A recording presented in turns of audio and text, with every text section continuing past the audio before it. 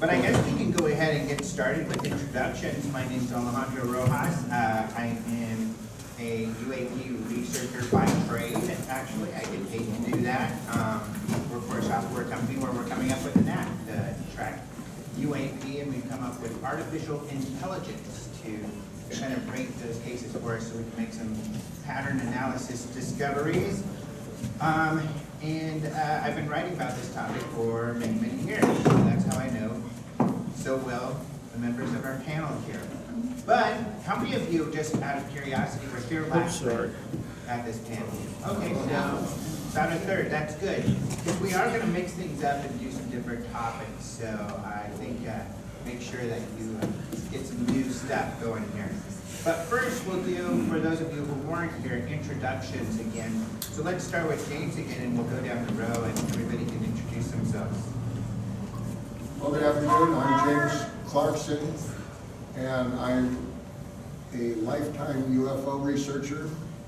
I did a regular job career as a law enforcement officer. I've been a patrol sergeant, detective sergeant, child abuse detective, fatal accident team supervisor, and a state fraud investigator. And along the way, I've been Thank you. Along the way, I've been interested in UFOs ever since I was about 16 years old, and I'm 70. So that's been a while. In 1993, well, I gave a library program. A woman approached me. It turned out that she had worked at Wright-Patterson Air Force Base in top secret laboratories. It took her 4 years and the return of her cancer to decide to disclose to me. And she told me a series of remarkable stories. When she was going to pass away, I said, "What do you want me to do?" And she said, "Jim, will you tell my story?" So I wrote a book about her. I've been keeping that promise ever since. That's why I'm here today amongst these wonderful people. I probably don't even need a microphone because I've been told I have a big mouth anyway. I am Frank Kimbler, and I live here in Roswell. I'm associate professor of earth science at the New Mexico Military Institute, which is a wonderful complex that's up the road here. And I teach earth science. I teach both college and high school. I teach both of those. And what my claim, not really a claim to fame, because I don't have any books out there, but I've been featured on lots of documentaries, and it's because of the research that I do. I'm the Roswell physical evidence guy. I go out in the desert and out at the crash site, find little bits of metal, and I find military buttons from the era. And it's been featured on a lot of stuff. And I don't like secrets. I hate secrets. Everything that I find, I disclose as fast as I possibly can ever disclose it. I'm still trying to find that smoking gun piece of metallic debris from out there that you can crumble up in your hand. Or I'm trying to get some isotope data from the other metals that are not magical. Isotopes are like fingerprints of the universe. They can tell us whether things are extraterrestrial or not. I keep getting close to finding, getting good answers. I have anomalous things that shouldn't be out there. And I'm working on it. And that's what I do. And I will have to say that all of these people that are here, I'm new at this. I've only been doing this for a little bit more than 10 years. And if it wasn't for every single person on this that's up here, they are my foundation. I read all of their books, read all of their books, studied everything they've done, watched all of their documentaries, watched their films. These are the people that provided me with the details that I needed to do what I do as a scientist.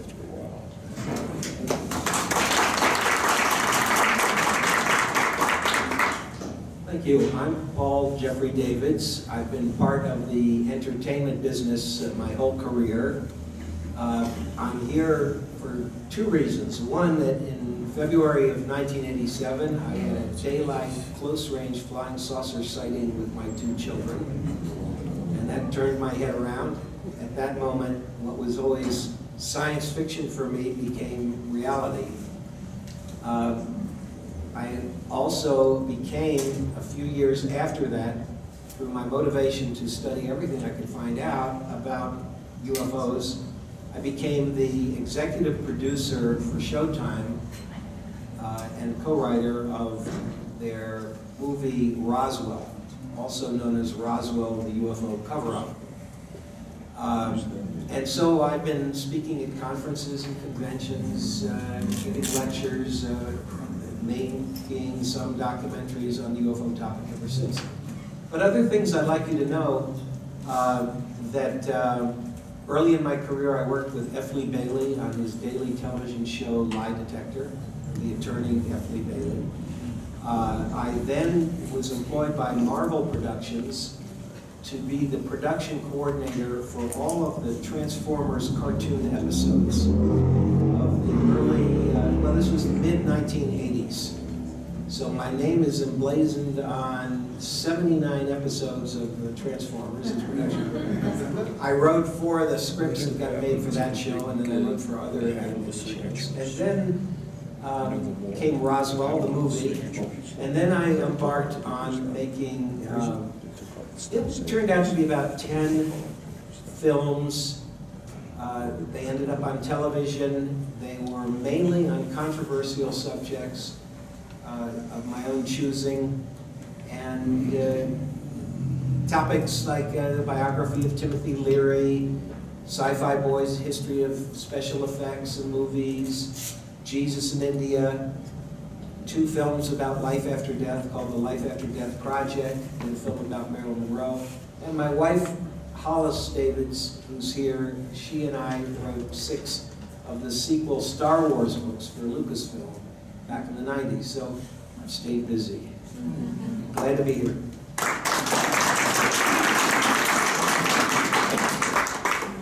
Is this on? Okay. I couldn't tell for sure. I'm Don Burleson. I'm the State Director for New Mexico of MUFON, the Mutual UFO Network. I've been interested in UFOs since the age of 5, because that's when I saw one. It was, in fact, the weekend of the Roswell incident, but it was 300 miles east of here in Breckenridge, Texas, where I was born. And I guess I've felt all my life that it's pretty hard to convince me that there's no such thing as a UFO, you know, given that I saw one. We thought maybe I thought maybe I was just a mixed up little kid who was watching an advertising beacon playing on the bottom of a cloud or something. So my wife Molly and I went back over there a few years ago and searched the newspaper files. And sure enough, you know, a whole bunch of people down the road had seen the object too and had reported it. So it was kind of nice to find out you're not just a crazy little kid, you know, even if I was. And anyway, we moved here in 1996 from New Hampshire, primarily because of our interest in this matter. I've written a number of UFO-related books.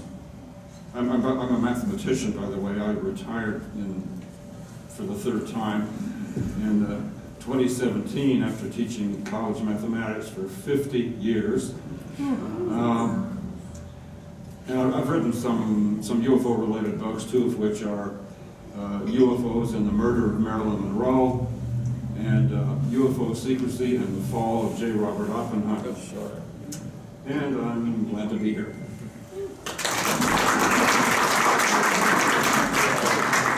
After listening to these last 3 guys, I'm not sure who I am. My name's Dennis Balthasar. My background is civil engineering. I had 33 years in Texas with the highway department, building roads and bridges. Moved up here in '96 to pursue my interest in ufology. For about 7 years, I did UFO tours here in town until the pandemic hit and I had to quit. So I told the wife, I've done the research 30 years, I can't do the tours. I'm 80 years old, that's it, I'm gonna retire. That's why I'm here. Those of you that were at my lecture a while ago, I want to thank you because that was the first lecture I did an hour and a half off the top of my head. And y'all were great by helping me with the questions. I appreciate it.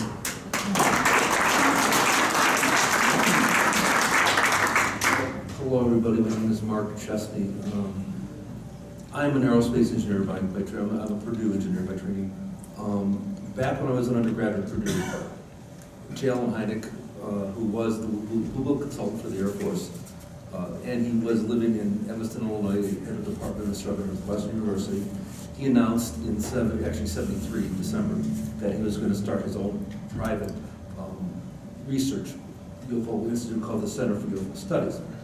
And so in spring, I'd met him before, so in spring of 74, my spring break, I went to his office at Northwestern as an undergraduate, and from Purdue, not Northwestern, and I volunteered. I said, can I help you with the UFO stuff? Because I find it interesting, even though I'm an engineer. And he remembered me from my high school interaction with him. So he said yes. So I started working with Allen Hynek as a volunteer initially, but then I was paid as a research assistant with the center. I worked with Allen Hynek from 74 until his death in 85. He died of brain cancer. He was 75. He was he wasn't ready to go. He was very energetic. That's where I met Don Schmitt, who's this guy in the end here. Maybe you've heard of him. And I met Don Schmitt via Allen Hynek in about 1980 or 79. So I went away. I was working at NASA, and I heard from Don in '91 that there was something going on with Roswell, because I had known about Roswell. We all kind of thought at that point, the last 15 years before that, that it was this kind of a weird story. Don said no. He said, invited me to come down here. So 31 years ago in '91, I was working at NASA in Houston. There was a quick flight on the weekends to come over here to Albuquerque and drive down. And I started working with Don on Roswell, and I've been doing that on and off ever since. So thank you.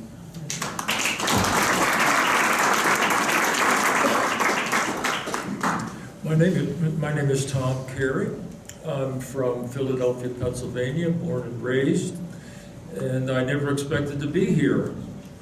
Growing up, I was a three-sport athlete: baseball, football, basketball. And I expected at some point, since I was very good at baseball, that I was shooting for baseball. And I wound up getting a scholarship to Temple University to play baseball.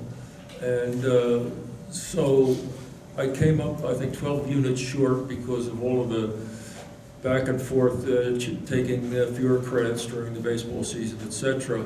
And back in those days, we didn't have the student loans. You have the federally insured student loans. Back then, you either paid or you got a scholarship. So when my parents didn't have the money, or I had the money, I joined the Air Force and had a top secret crypto clearance. Had a duty station in, I thought they were sending me to Catalina, the 26 miles off the coast of California, but it was a Catalina, which was a little radar station in remote Alaska. And I said, you folks, you got the wrong place here. You mean that nice place where they sing about? No, you're going to Alaska. So I put in for McGuire Air Force Base coming home, which is in New Jersey, and of course they gave me a base in California. So it turned out great because I met my wife there. We're married for 54 years now. We have 2 grown children. I had graduate studies at California State University in Sacramento in anthropology, and the University of Toronto in Toronto, where I picked up my 4th sport. Guess what that was? Ice hockey. And I completed my coursework and did not have a dissertation topic. And my advisor had this huge orangutan in her lab, and I'm thinking to myself, I don't want any part of that. And so I did not finish my studies there.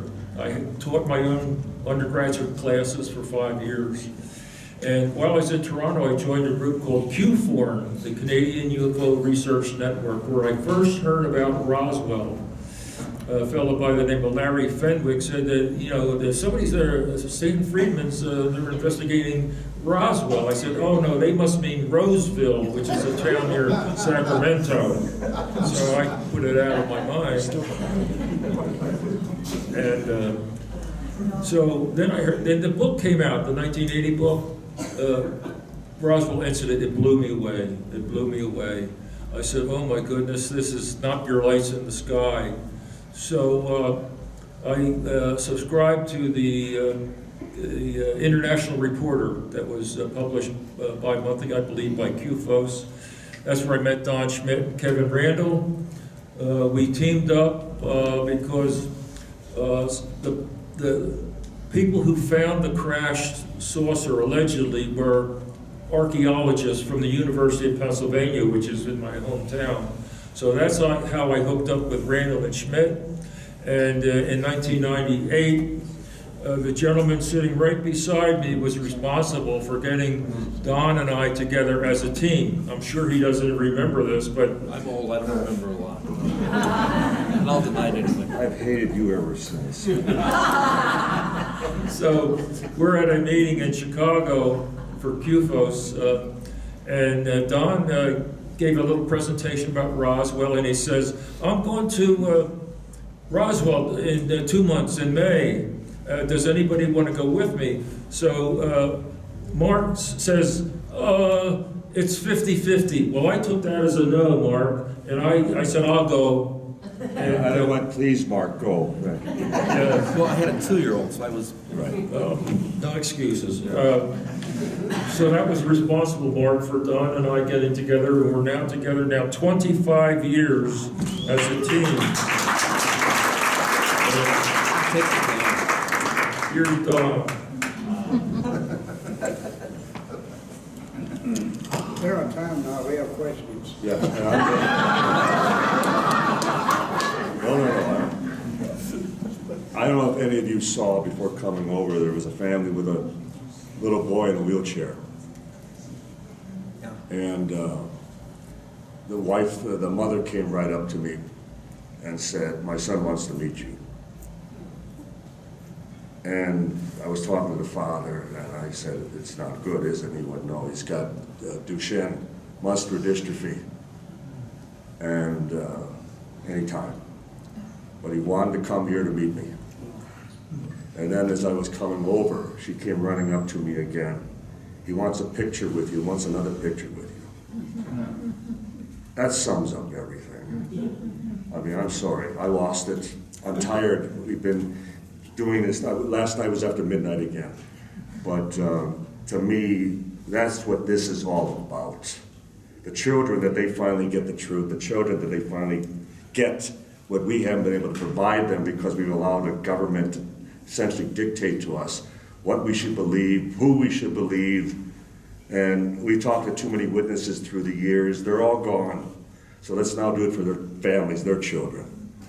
And so next year, when we're all back here for this festival, let's hope we're maybe a few inches closer to the truth, but at least we're moving in the right direction. Thank you.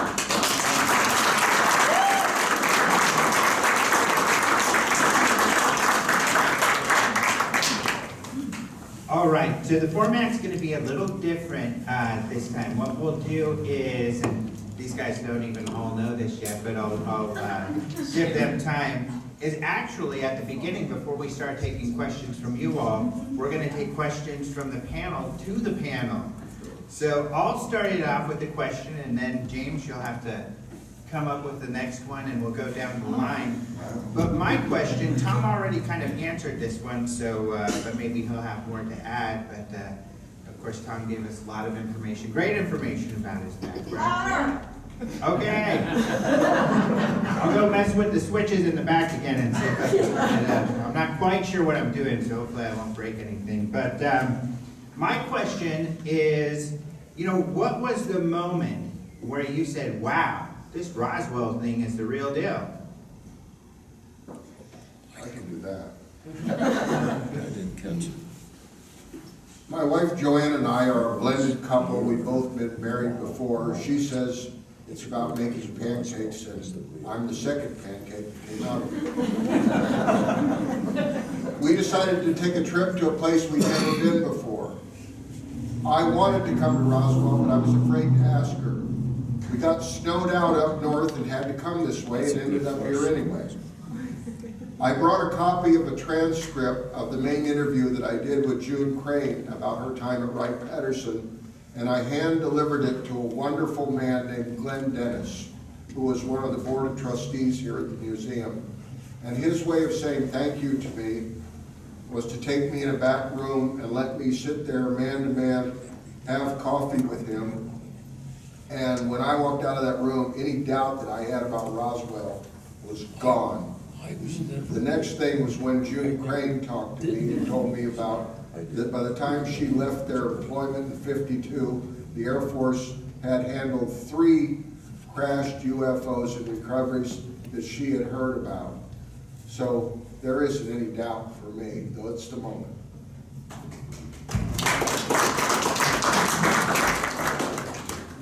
We're gonna go down and continue answering that question. Oh, yeah, no, answer the question. That All would right, be great. all right. I need to make sure I know the rules. The wow moment. I really like that because, like I said, reading all the books, seeing all the documentaries, watching this, it was when I first moved here to Roswell. It wasn't because of the incident itself. I worked at I got the job as a teacher at the New Mexico Military Institute. It was probably a good 6 months, if not more, before I even walked into the UFO Museum. So I walked in there and I went through it and I'm going, and it was vastly different than what you see today. Most of it was just a bunch of pictures hanging on the wall, and it really, this is really quite done in the UFO Museum, and it is actually a wonderful place to visit and see. Very modern, very nice on the inside. But as I was walking through it, I'm going, this is all cool. We have all these eyewitnesses and all these accounts and everything. Where's the physical evidence? I'm going, oh, this is something that as a scientist, I'm going to work on this. So this is where I started reading all the way, and I had my doubts about whether it actually happened. So I went out into the desert, and I started. I found the location, the exact location, thanks to the research that these wonderful ufologists have done.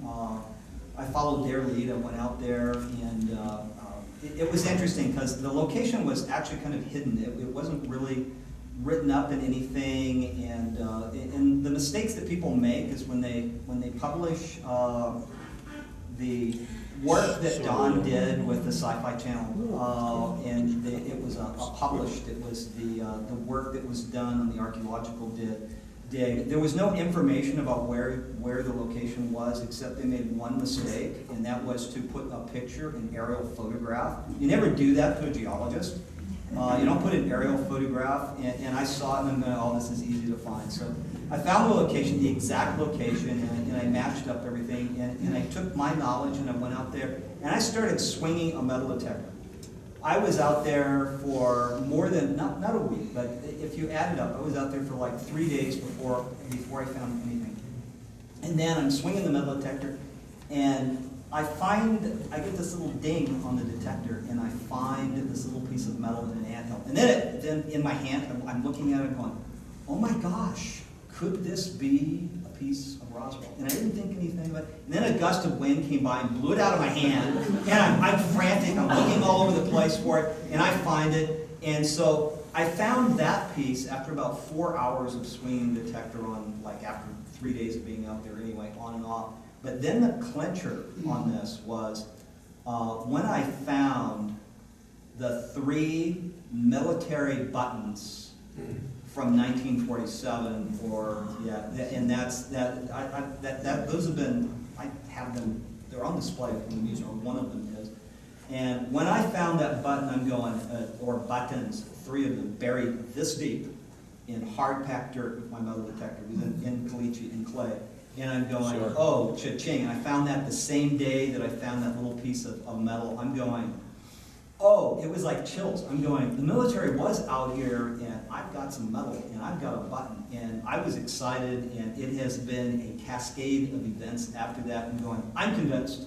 And then I met Jesse Marcel Jr. I spent probably a good 4 hours in a vehicle with him. He drove up with me, and I had a chance to talk to him, convinced. I met Frankie Rowe. These 2 people held this stuff in their hands, passionate about what they saw. None of them are alive right now, but I had a chance to talk with them, and you know what? It ain't no blasted dang balloon. That's all I got to say.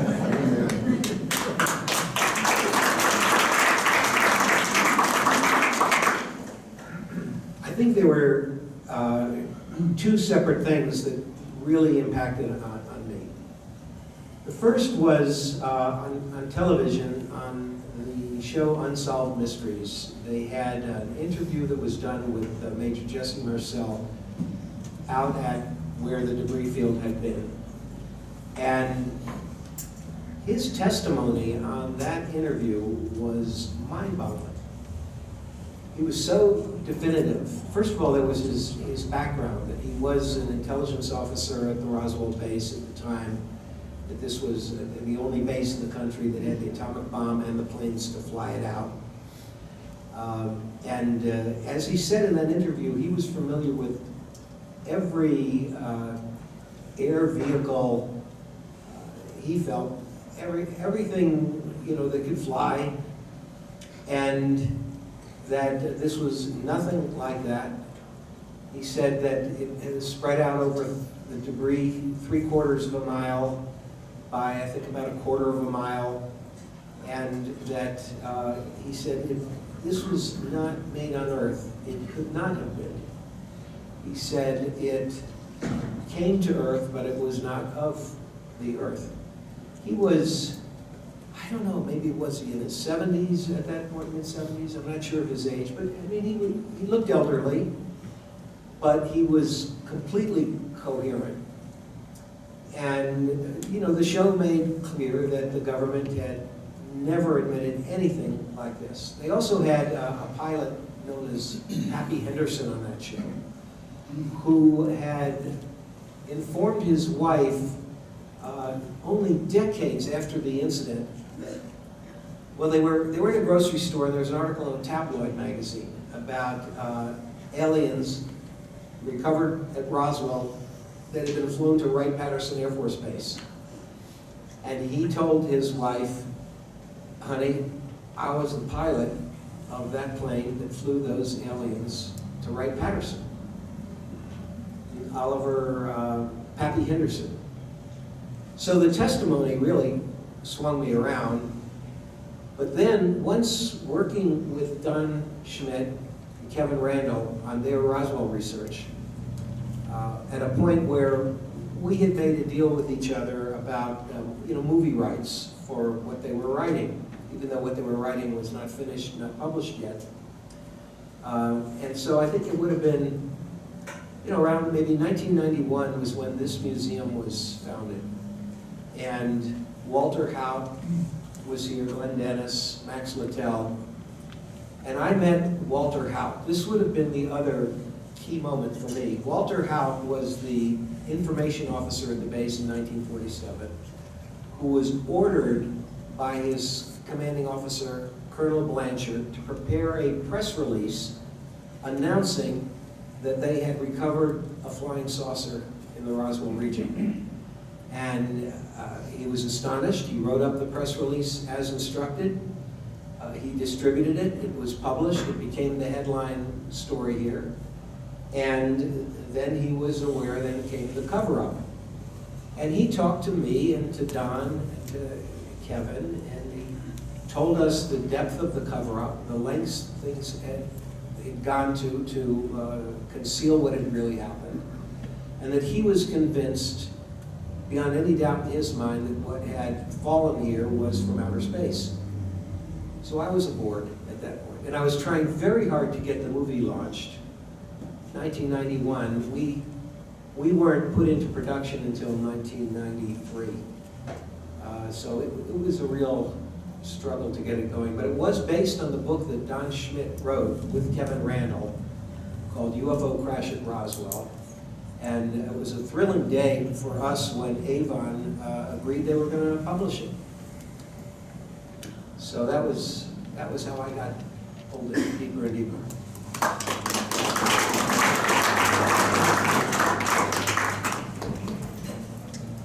Well, I guess normally for a lot of people there was a sort of delay between the time we first heard about Roswell and was said to have happened there, and the time when they actually came to say, okay, now I get it, now I accept it. Actually, for me, I couldn't really say that there was much of a delay or any delay, for the simple reason that, well, when the books on Roswell came out, for example, the one just referred to, I started reading them, and of course it immediately occurred to me that I had had a sighting myself at roughly the same time, and at a place, not terribly far from Roswell, at least by those air speeds. Not that I think it was exactly the same object, because the object here crashed on July 2nd, and as far as I can figure out, it was July 4th before I had my sighting. We were down from Wichita Falls, Texas, where I lived at the time with my folks, and they had come down to visit my dad's folks, my grandparents. That's where I had the sighting. So essentially, when I first started reading the books about Roswell, I thought, well, you know what? This is not that hard to believe. And of course, I started reading things like, the official denials and so forth. That didn't surprise me a whole bunch. I was in the Air Force back in the 60s, and I had a top secret security clearance. I was in Air Force intelligence, and I knew that there was a vast gap, between what's really going on and the other side. So certainly the idea of secrecy and concealment and so forth, didn't surprise me in the least. Also, the whole thing never really felt in any way unbelievable to me, because as I mentioned before, I am a mathematician. I've been aware for a long time that the probability that we are alone here on this planet in the universe, the probability that there are no other advanced life forms but us, is essentially zero. That's pretty easy to demonstrate. So for me, it wasn't that difficult. I guess maybe having had my sighting was the thing that really came. I looked at these books, I thought, wow, roughly the same time, very roughly the same place, and so yeah, I can buy this.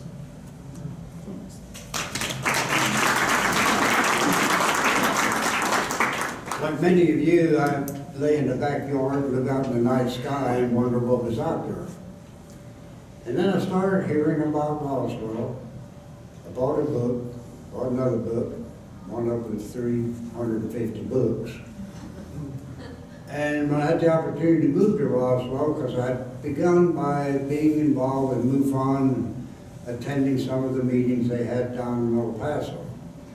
So when I moved up here, one of the first things I did was be introduced to Don Schmitt and Sam Friedman. And I knew right away these guys are serious. Whatever's going on, they're serious about it. And I think the big thing for me on Roswell was the fact that I got to meet some of the first-hand witnesses.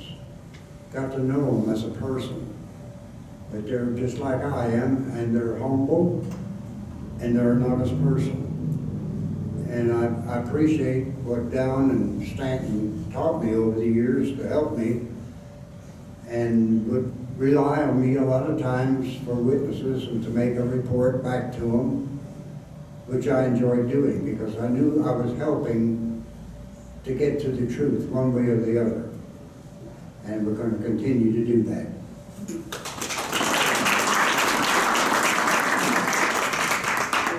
Hello, I mentioned before I was an aerospace engineer. Since '74 when I was a student, I was working with Heineck. So I'm going to answer very precisely because I can, because I remember exactly my wow moment. I'd worked with Heineck since '74, and '75 was the first time I met Kevin Randall, who came to the Center to write an article, an unauthorized article with Heineck. And I didn't like Randall that much, and he was kind of hard-headed, but I was hard-headed, so that's okay. So I'm working for Boeing by 1990 when the Moore book, the Roswell incident came out. And I read it and I thought, well, this is amazing because there are really good photographs, because they're news camera photographs. But I thought about it for a while, and I knew from other research that Moore was a UFO grifter conman, which we could prove to you, but So it actually made me believe it less. And so I was working at NASA by the late 80s and the early 90s, and I was working on space shuttle safety engineering problems. And I was doing complex color simulation, 3D kind of stuff. And so in '91, I forget if Don called me or I was told to call him because we had something interesting. And basically he told me, well, he and Kevin had been working on initially an article about the Roswell incident, and they came here to just do a quick article, just an interesting article, just disproving things, so well, obviously this is wrong. But instead of what happened was they both felt that something was here. And my wow moment was like, well, I know Don really well, I know Kevin pretty well, and if they think there's something to it, I'm gonna fly over and see what it is. So that was it. It was basically, it's Don's fault.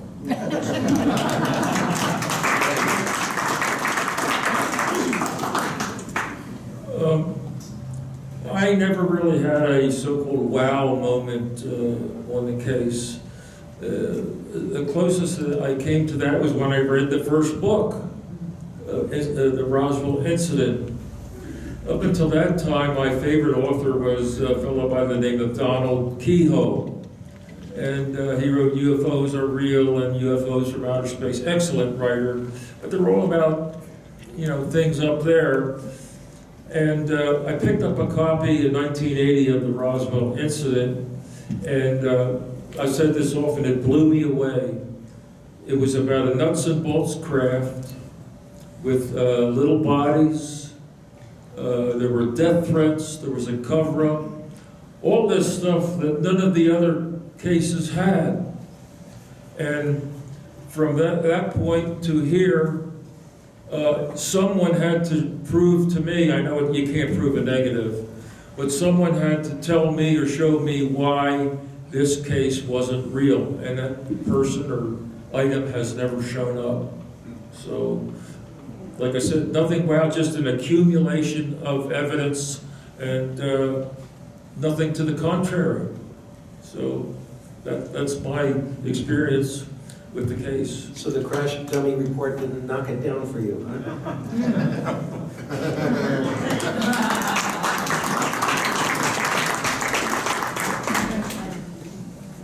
I cannot emphasize enough what a skeptic I was on the case. I never read Roswell incident in 1980. We were fully confident we would come down here that first investigative trip in February of 1989 and wrap this up in a weekend. Proof that this was nothing more than a weather balloon device that the government still maintains, or something just as prosaic. But we all know that this entire audience could be outside right now and witness a car accident, and we'd probably have 100 different accounts, correct? Yep. The one thing that has impressed me from day one is that we've interviewed over 600 witnesses, either directly or indirectly involved, and we do not have 600 different accounts. It's a puzzle that is one puzzle. It's a mosaic that we have plugged in witness after witness, and I know the author, John Custer Mullen, very well, who did all the books on the atomic bomb, and he would always tell me that in researching, and he knew Paul Tibbets and Chuck Sweeney, the two pilots who flew the Enola Gay boxcar, the two atomic bombs, that he had literally dozens of people who claimed they were on the flights. And they weren't. Human nature, one last chance at fame and fortune before somebody challenges them and proves it incorrect. And he told me to expect the same. Never happened. There have been witnesses, certainly, but we've always policed our own ranks, and we've been the ones who've always been able to disprove certain people based on their claims. For all of you who went through the museum, you saw the autopsy display out on the floor. That's an actual prop from the motion picture. But even at that time, we made sure that the body did not resemble what the eyewitnesses were telling us. Because through the years, whenever someone is claimed, that's how they look. We know they're not genuine. So our crumbs have always been where we've retained much of the information as a control to serve our investigation, and it's worked. I'll leave you with this. It was a 1950s Japanese murder trial movie called The Rashomon Effect, but it applies to this. And in the movie, the judge points out, after listening to both the prosecution and the defense, that every event, every situation has three sides. One is your side of the event, one is my side, and the other is what really happened. And I would say we all should take credit for the fact that we have all been deciding what really happened, juxtaposed to all the debunkers and the skeptics who tell us what happened without looking into it for one iota. Big difference. And the fact that in all of our discretion, in all of our critique of the witnesses and their information, that it's only gotten more important through the years. It's only risen to the point that, as I wrote a paper entitled The Extraordinary Reaction to an Extraordinary Event, and I had a psychologist approach me and say, I was a complete debunker until I read that paper, because the point being, whether it was the highest ranking officers in the military to the very families, the children of the ranchers involved, they all reacted the same. This was extraordinary. They couldn't explain it, they couldn't identify it. And here we are 75 years later. And we're still wondering, we're still trying to come up with the answers. And you're here, not in Washington trying to get those answers. And God knows we don't go to Washington for the answers. So again, let's hope next year we have even more answers when you come back. Thank you.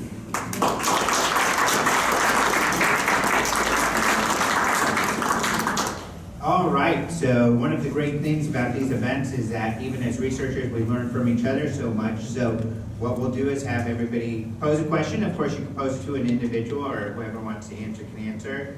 No hitting below the belt. Keep it clean. James, go for it. If I was an average person in the audience, and I've been here and I'm really excited about Roswell and doing something, what can I do as the average individual person to promote this?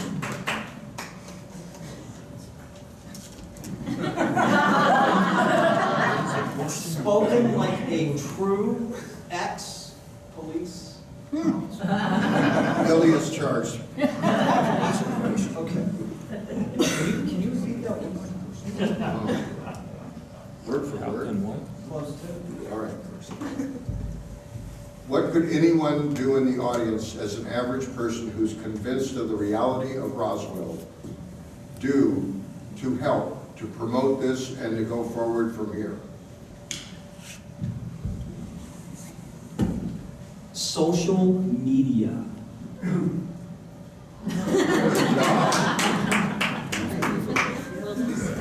Any other people want to take a? I'm trying to think which book. Let's take Don Schmitt's book, Witness to Roswell. And Tom Kerry. And Tom Carey. The two of them wrote that book together. There have been a lot of books about Roswell, but I'm going to talk about that. And then which is the illustrated one? The Chronological Victorian. The chronological Victorian. Minute by minute. All right. Those two books, okay. So I would say reach deep into your pocket, buy 10 copies of each book, and send them to people that you know that don't know anything about it or are skeptical. You know, turn some heads around. Paul, as you did with President Bill Clinton. I did. I had an opportunity to be with President Bill Clinton. Well, first I've got to backtrack as long as he's open that point. My father was Professor Jules Davids at Georgetown University, one of the founders of the School of Foreign Service, an expert in diplomatic history.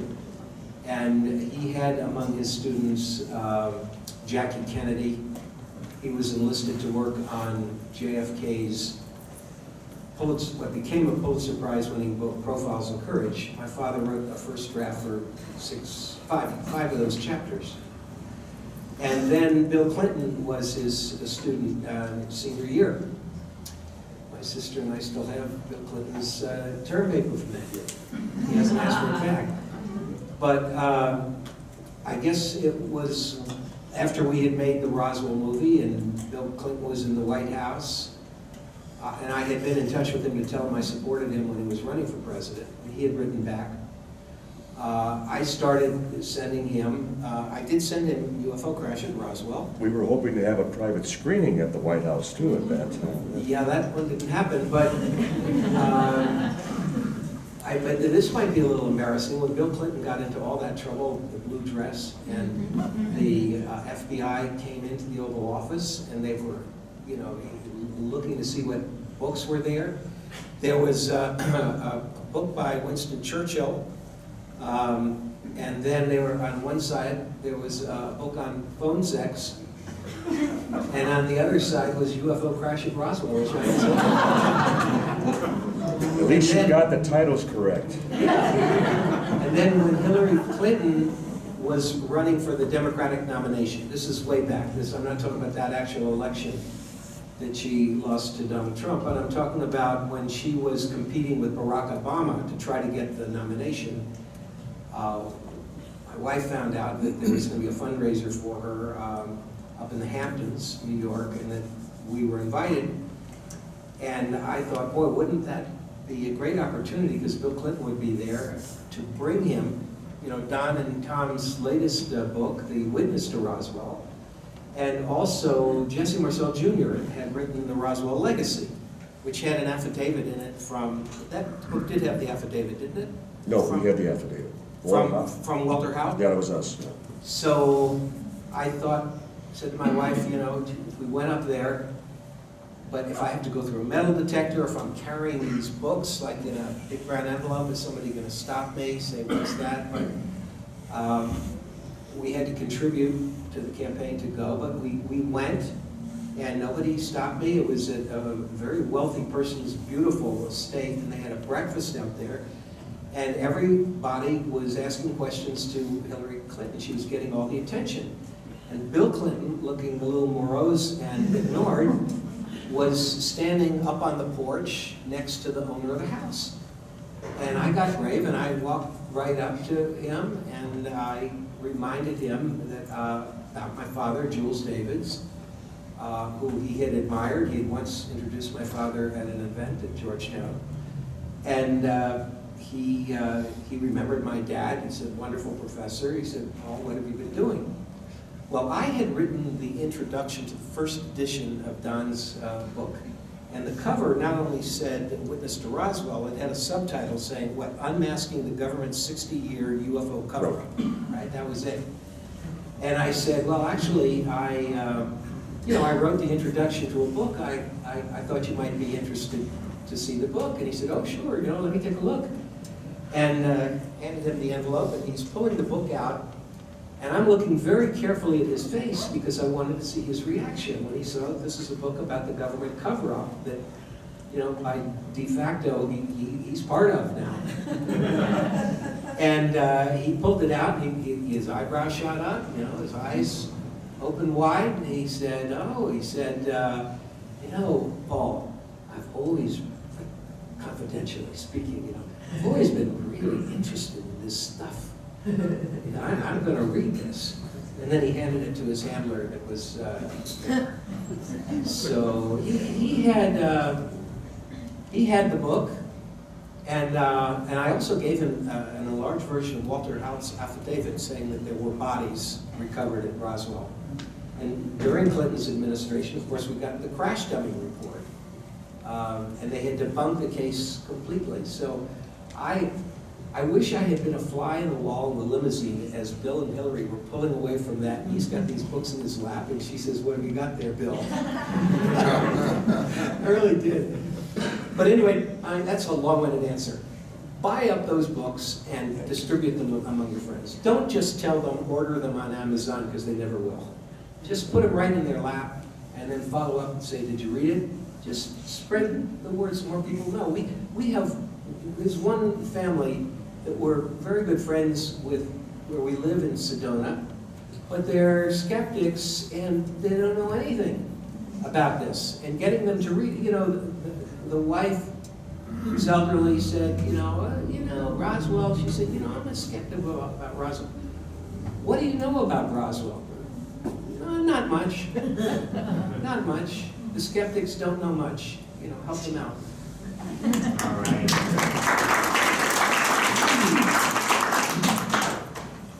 Well, let's see, what would I advise anyone to do to help further the cause? Well, certainly be as well informed yourself as you possibly can. Read these excellent books that have been referenced here. But of course also, whether through the social media or whatever other networking means you may want to use, encourage other people to do the same thing. It's a funny thing about, see, when I think of that kind of thing, when I think about, here I'm showing my colors again as a mathematician. I hate to keep mentioning that, but see, somebody once said, to a hammer, everything looks like a nail. Well, to a mathematician, everything looks like math, even if you, no matter how you do it, it still ends up looking like math. But the funny thing about that kind of thing, about spreading information and spreading kind of receptive attitudes and inquisitive attitudes and that sort of thing, is that when I visualize what it's like, what I think of is something like cracks in China, I mean, you have a crack in a vase, and of course that crack, leads to cracks over here, which lead to cracks over here, which lead to cracks over here. It's kind of like that. You inform yourself very carefully by reading all the right books, and you tell a few friends and encourage them to do the same thing. They do, and they tell a few of their friends. Here are the books you want to read, and encourage them to do the same thing. Well, of course, if the people you talk to people further on the next level, and they talk to people on the first level, the interesting thing about that, at least from my point of view, is that the number of people involved increases exponentially. Okay? I don't have to tell you that anything that increases exponentially is a very rapid rate of increase. So basically, just by doing that, you may very well be amazed at how many people end up being affected. And the more people, we have who become well informed and kind of convinced, that it's all really about something real, the better off we're all going to be.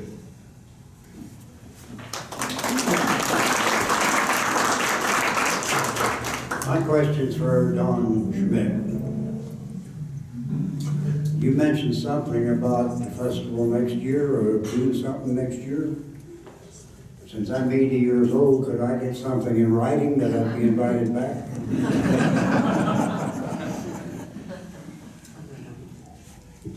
I just hope I'm invited back. Well, I think my suggestion would be for you, all of you, to let the media know how upset you are when they make fun of this stuff. Last night I mentioned that Don and Stanton Friedman and I had done a documentary with the National Geographic.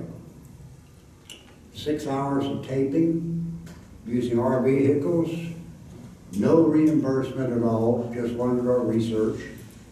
And when the show aired, the last thing the announcer said was, "Roswell's a myth." I was a little upset.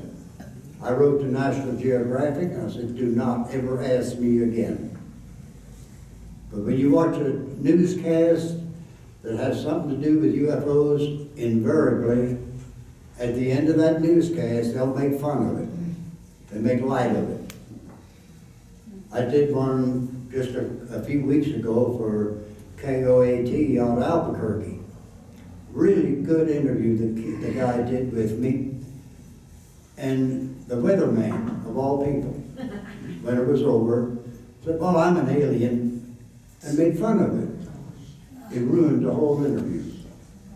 So I would ask that you let these radio stations, TV stations know that you're fed up with their take on the UFO situation.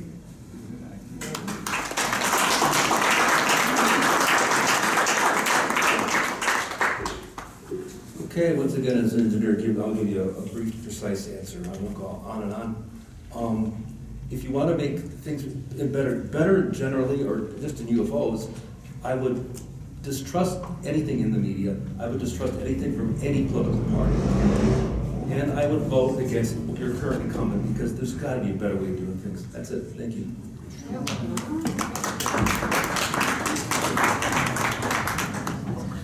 Thinking about this up here, it's a good question. And to me, it's a tough nut to crack. And looking at it from backwards to forward, you would, for me, it's getting the mainstream media to deal with it in a more credible way. They've never liked paranormal, they've never liked UFOs, and it's still that way. It's still a taboo subject. Most of what you hear and see about UFOs is on the cable channels, right? It's on the cable channels. So what I would suggest to people who are so inclined, and not everybody is to try to determine who is important, whether it's a political person or somebody in the media. Even actors and actresses occasionally will make a statement, but they have to be credible people. And so that's how I would approach it. And for instance, I was listening to a radio show about a month ago, and they have political people on, and this one congressman from, I forget what state it was, he actually mentioned Roswell, and I shot up, and I said, what was his name? So I've got his name, and what I'm going to do is to shoot him a couple of our books, because he at least knew something about it. Not that the government is our answer, but you have to start somewhere. And for me, it's the mainstream media's reluctance to carry anything relating to, let's say, the paranormal, which includes the UFO phenomenon, and to get them to treat it more seriously, because we all know up here, when they do a story, they always end it with a wisecrack, like, oh, well, I myself don't believe this, but I have to put this on. So, to be honest, I don't know. So I'm sorry, but that's where my position is. I still think the mainstream media is the key to it. There's a gap there between that and the cable channels. I don't know that it can be breached.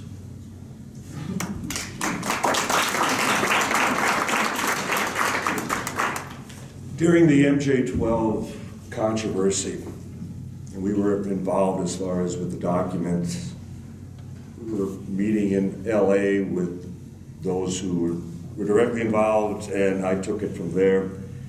And I was meeting with government officials.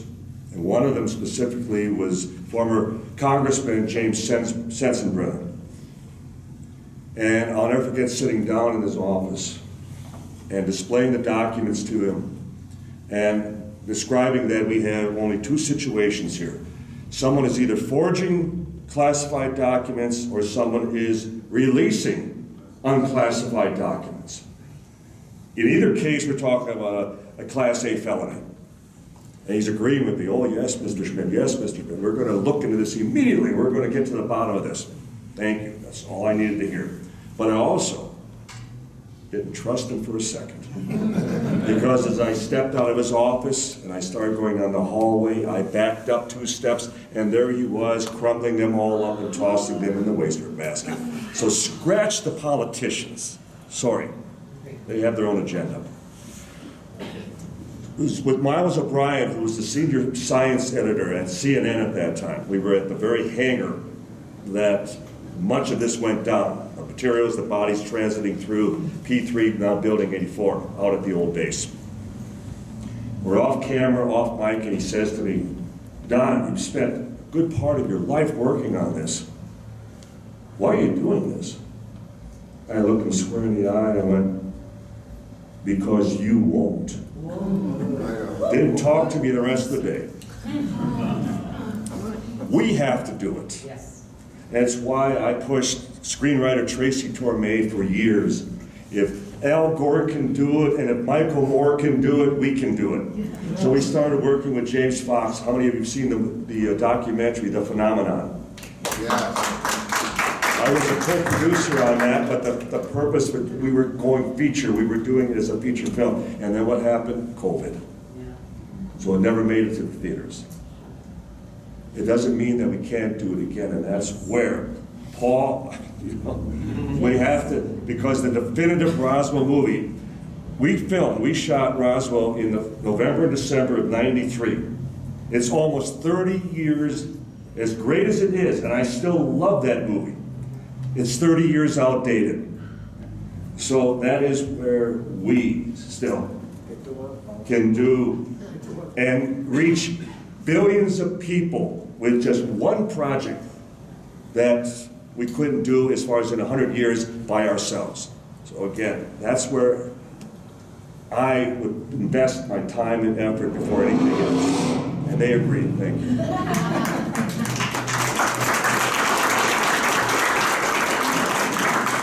Don, I would like to put a little tag on the end of that and say I am still at work. Yes. Working with Ron James, who runs MUFON Television. I'm an executive producer on another UFO documentary that he's on the verge of completing.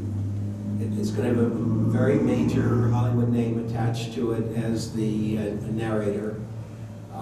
It's going to be set for release apparently in the fall. The name of this film is called Accidental Truth. And there's a very interesting story behind why it's called Accidental Truth. That one of the interviews that Ron James has done with one of the officials who had information that was somehow being concealed, he pushed him in the interview and got him to slip up and say something about recovered materials from UFOs, which of course they try to deny that they have ever recovered a UFO.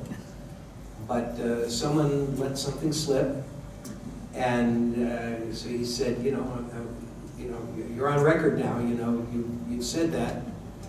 And it's true.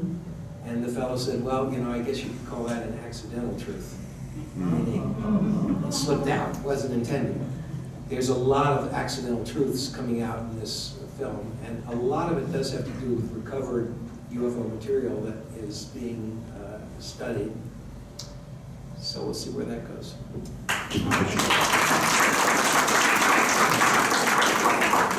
I just want to add one quick point with the media, since that's kind of one of my specialties, and we're on that point, which is Dr. Leo Sprinkle, who was a mentor of mine. He worked at the University of Wyoming.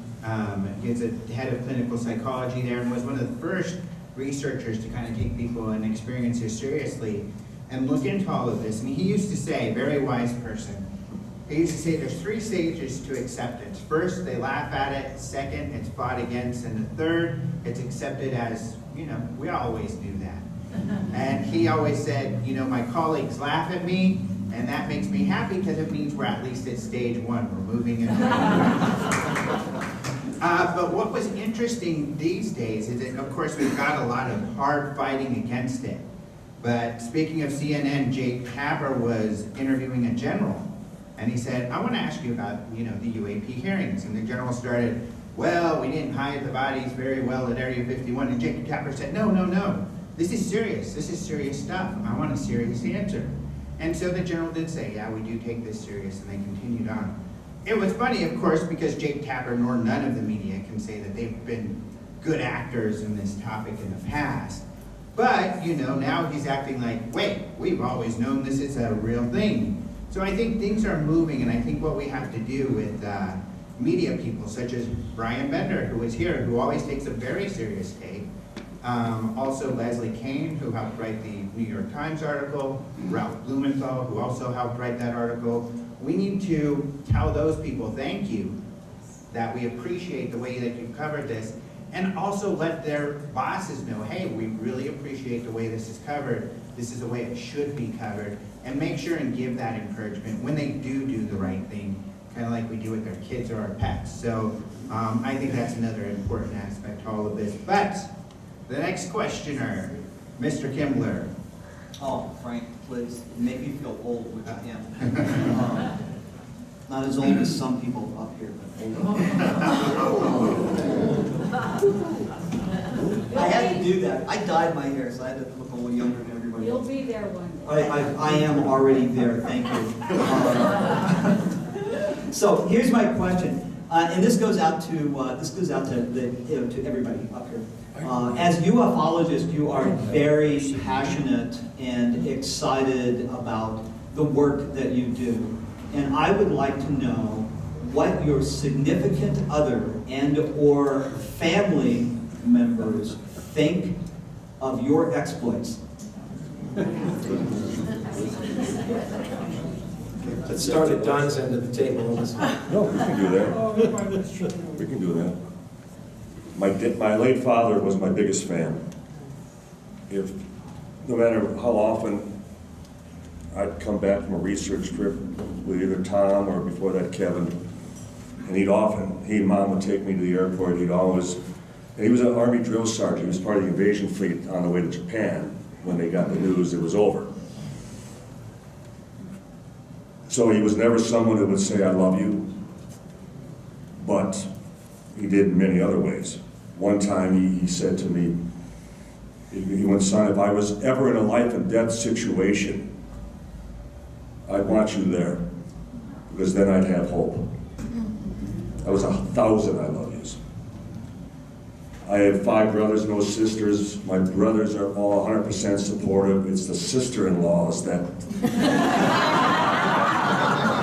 Don't you dare talk to your nieces and nephews about this. How dare you even show them one of your books? And it's like, is that any wonder that most of ufology, and unfortunately, are men? I don't understand Karen, for example. I mean, we've been working at QPOS years ago. It was like, how do we get more women involved?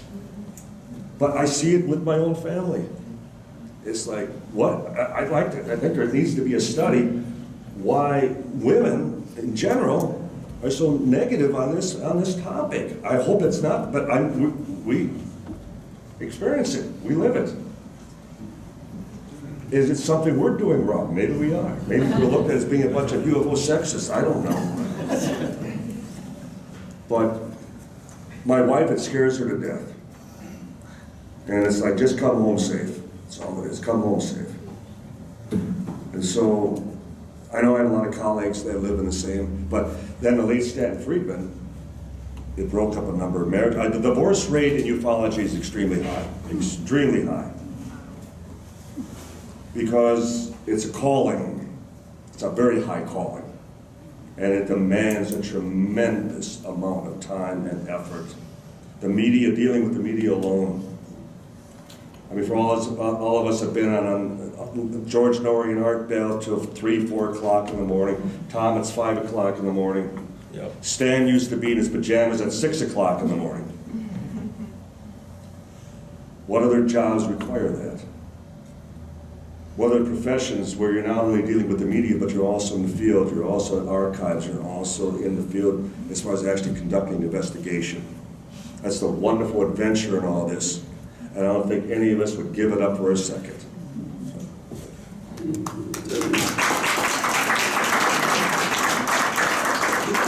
Don is so right about the sex interestedness. My son Don, no relation, he is really into this. I mean, he emails me, Facebook, everything. He is really into this Roswell thing. My daughter Erin, she's a graphic artist, and she did the cover on our chronological book. she could care less about this. I try to interest, she is just, you know, thanks Dad, good luck, goodbye. And she's just not interested where my son is. My wife, Doreen, her interest in this is my health. Her, you know, how she's worried about, you know, my health, especially on the air terminals. You know how that is. It's a madhouse there, and she doesn't want me doing a Stan Friedman, where he died in an airport, I think of a heart attack, I think it was. So my wife's interest is not the case itself, but my reaction to it, and that I stay healthy, you know, day in and day out. So that's an interesting dichotomy. I don't know the answer to it, but maybe some of the other fellows have similar situations. I don't know. Okay, the third easy question, at least for me. Earlier this year, I had my 30th wedding anniversary. I was introduced to my wife by one of my friends since 4th grade, Mark Roddicker, who also currently happens to be the director of the Center for UFO Studies. It was a blind date, but my wife knew his wife, Kay. They were colleagues, and Kay has lived with Mark since probably 40-some years. So she had certainly told Ron about UFO stuff, so it was relatively easy. We have one daughter who's an architectural designer, and she finds this fascinating. And she actually wanted to come on this trip, and I said, no, this is too intense. Maybe later. So I have no answers for that. Sorry. And my wife Debbie and I also met on a blind date, and the girl that set the date up for us had bragged to her that I'm on television, and I do this and I do that. Debbie wasn't buying that. We went to dinner, and that came up about me being on television and stuff. Debbie took her napkin and threw it at me. She said, "Sign that." I did. She still has it. Debbie keeps me humble. We were up at Aztec doing a conference up there. I was one of the speakers, and there were 5 women off to the side, kind of huddled together. I'm talking to the people at the conference, and Debbie knew they were going to come over and talk to her, but she didn't know about what. So finally, they came over, looked at Debbie and got down in her face and said, "We just have to know. What's it like to be married to Dennis Baldwin?" And Debbie, to keep me humble, looked at him and said, "I wash his underwear."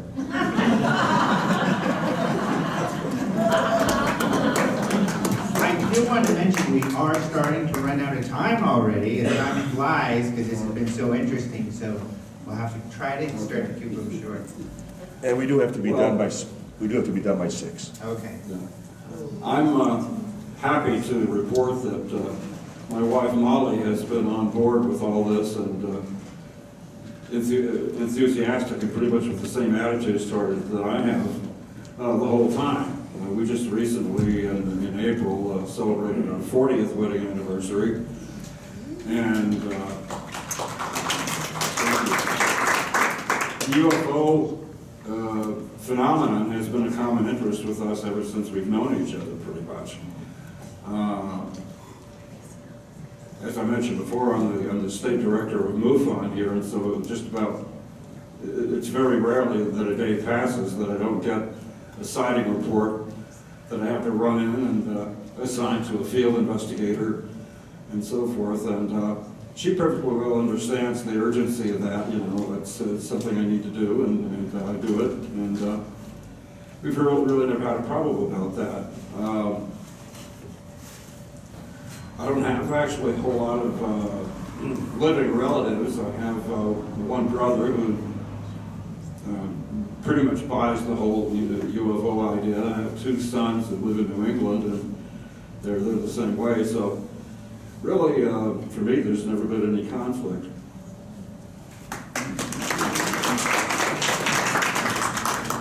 been married 50 years.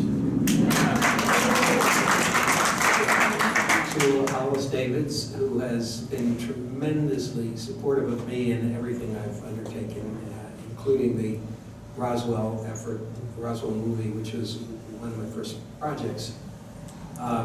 You know, when I saw the flying saucer in broad daylight with the two children, my wife wasn't there to see it. She was at her office, I think it was at Columbia Pictures at that time.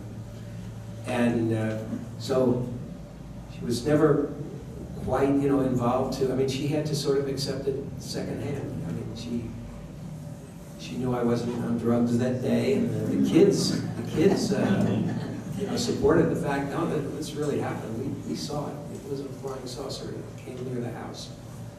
My wife has been helpful all along the way. My children, of course, they know that this is real. They know it. My daughter, I think, has been pretty sensitive as she was growing up about talking to anybody about it. She didn't want to be perceived as different. She didn't want to be perceived as the kid who had seen a flying saucer. And so, you know, she's largely kept it to herself, but she knows this is all true. I think for my son, I would say the same. My mother was one of the biggest skeptics I ever knew. I think my mother could have taken over Phil Klass's job. When she saw the movie Roswell for the first time, she was loving the movie and thought it was so excellent up until the point that we actually showed an alien in it. And she said, whoa, she said, for me, that ruined the movie. Why did you need to show that alien?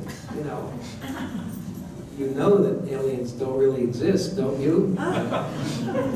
So my mother and I did battle over this for many years.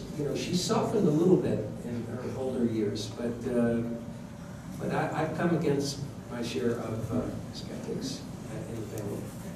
So there you go.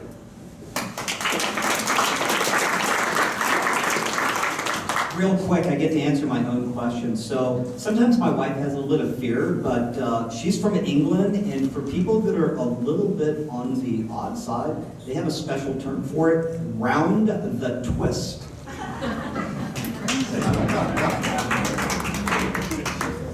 Very short. Joanne is my best friend in the whole world. From the very beginning, we met because of Bigfoot and aliens. She was a children's librarian. I was a detective sergeant, so it was officer friendly and the story lady. I was picking up a subpoena. She had a box of material because the sheriff couldn't do the Bigfoot program, and I very gallantly carried it out to the car. When I looked in her car, she happened to have a whole bunch of books on UFOs, and she's an attractive lady, and I knew the universe was speaking to me.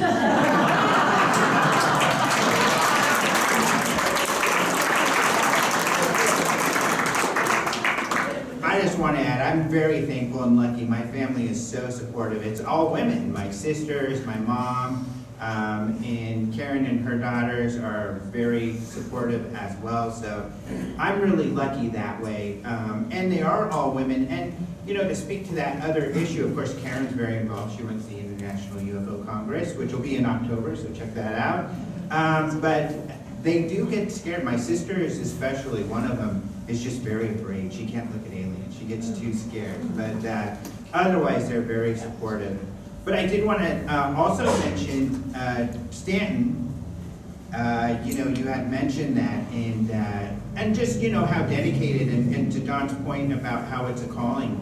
I remember being here in this room before this weekend was Stanton's last talk, and he said, "This is going to be it. I can't travel. It's too hard on me. This is going to be my last time here." Little did we know what would happen, and of course, what did he do?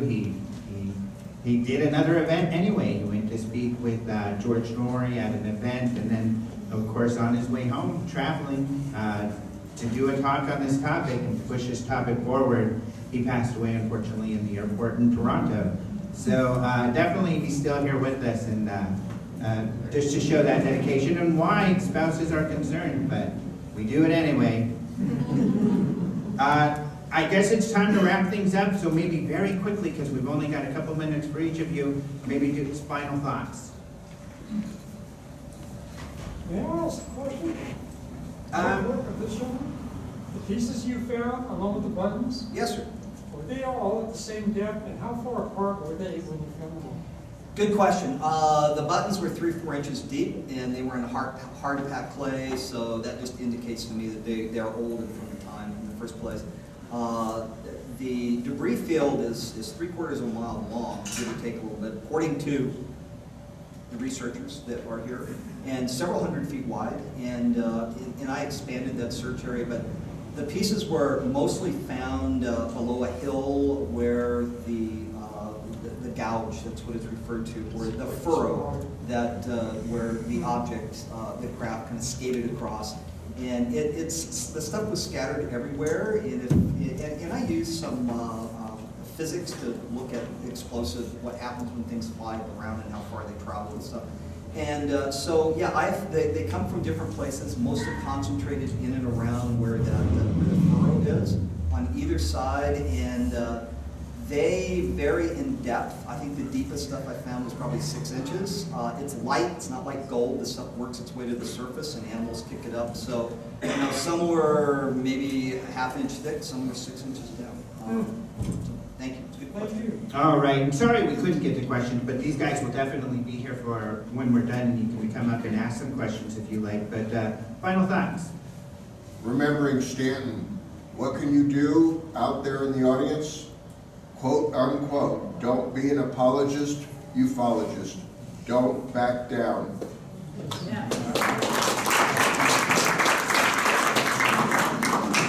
Tell everybody about your adventures here, what you saw, what you learned, and spread the word.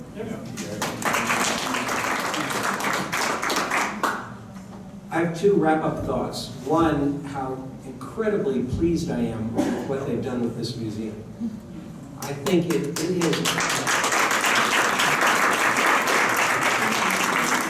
has grown into something just marvelous, and it is like a magnet.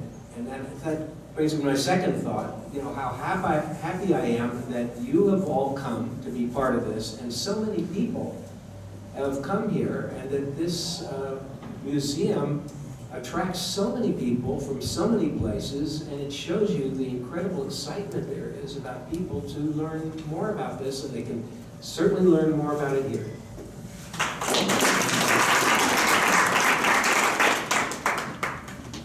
Well, just a quick thought about something rather different. There's been a lot of talk lately about the imminence of disclosure right around the corner, and now they're finally going to talk openly with us and so forth and so on. Let me suggest a mind experiment to you. Tequila? Imagine what, see, by definition, disclosure means telling people significant things that they don't already know. Imagine to yourself, ask yourself, what would true disclosure sound like? What sort of thing, you know, would they have to be saying for it to be true disclosure? And then compare that with anything you've ever actually heard them say. Might be fun.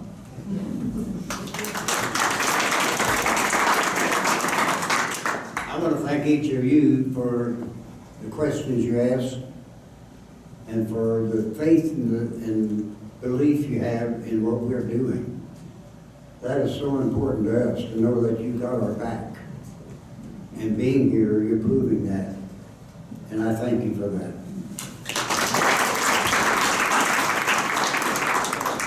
I just want to remind everybody that the noted humorist and author Mark Twain, over 100 years ago, he said once, in humor but also in seriousness, that the Congress is America's only native criminal class.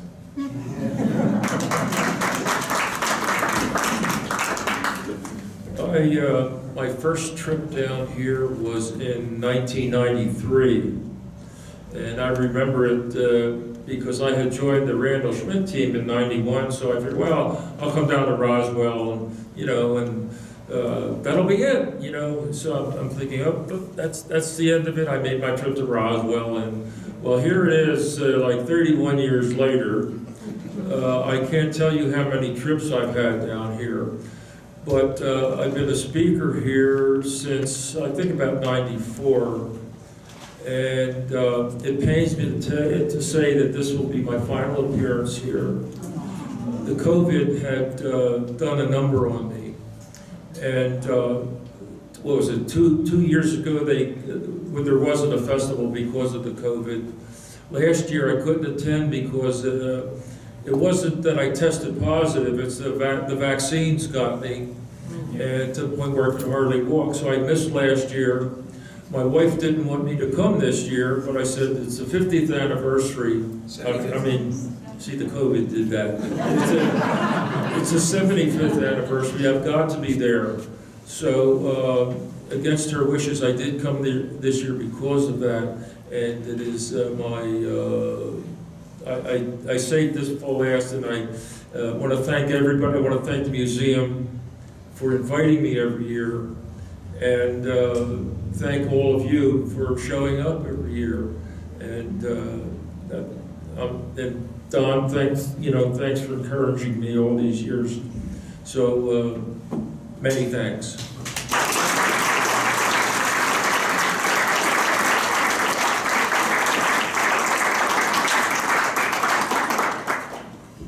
Wow. No. As I had used the word adventure a few moments ago, we have had one hell of an adventure. Big ride. Oh. Big ride. You could make many movies about. Many humorous things, too. And people we still haven't confessed to when we've pulled certain pranks and performed certain situations, but it always came back to, and Tom would often comment about the thrill of the breakthrough, the thrill of the new witness. And for often, you have a phone slammed down in your ears, or I know nothing about that, don't ever call this number again. How often we'd be threatened with, we'll call the police if you ever call us again. But it was always that one that resurrected as far as your level of enthusiasm and the hope that it was that light. That even 1947 still beckoned, that it was still as though it was fresh, it was new, it was something that just prodded us along, and it was like that distant beacon that just kept saying, just keep at it, just keep at it. The finish line, the finish line.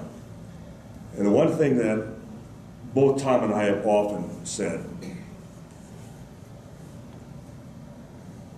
it has never mattered who wins the race. It has never mattered who comes up with the ultimate proof. We just want to be there at the finish line.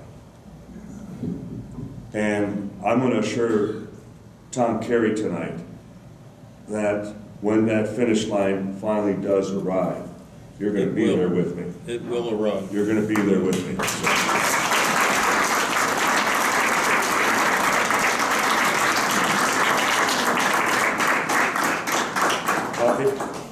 If I may just suggest, because this is an historic event, not only for the 75th anniversary, but also with Tom, announcing his departure, at least from coming down here, that if we could do some group pictures, some would stay sitting, the rest of us stand in the back, and if you'd like to take pictures, and we only have a few minutes, and then end it on that note. But we thank you. This has been historic anniversary, 75 years, and we'll see you all at the 100th, so the September. Thank you.